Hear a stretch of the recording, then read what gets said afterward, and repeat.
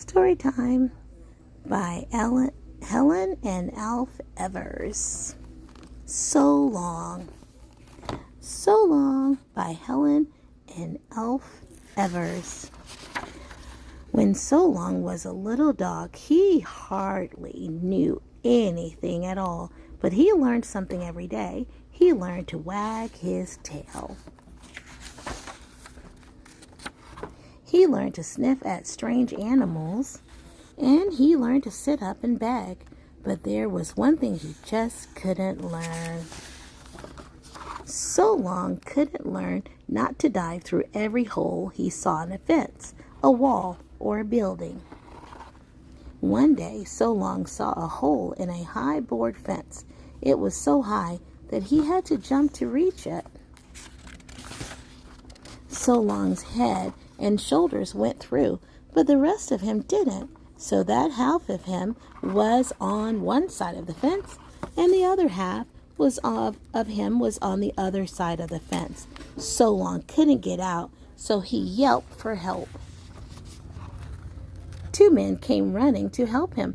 One came to the side where So Long's tail was, and the other came to the side where So Long's head was. The men couldn't see each other because the fence was so high. The man with the big hat pulled at So Long's tail, and the man with the little hat pulled at So Long's head. But they couldn't get him out.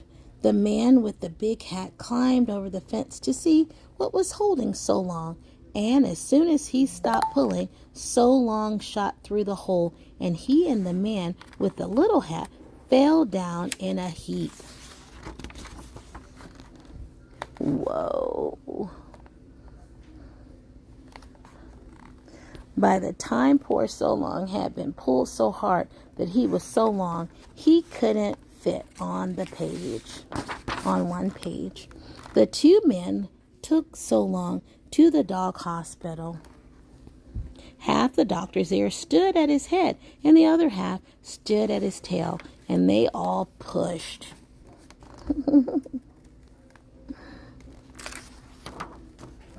Until So Long looked exactly the way he looked before, but So Long wasn't quite the same anymore. He was very much wiser and therefore very much happier. The end. What a cool little book. So Long. Wow, look at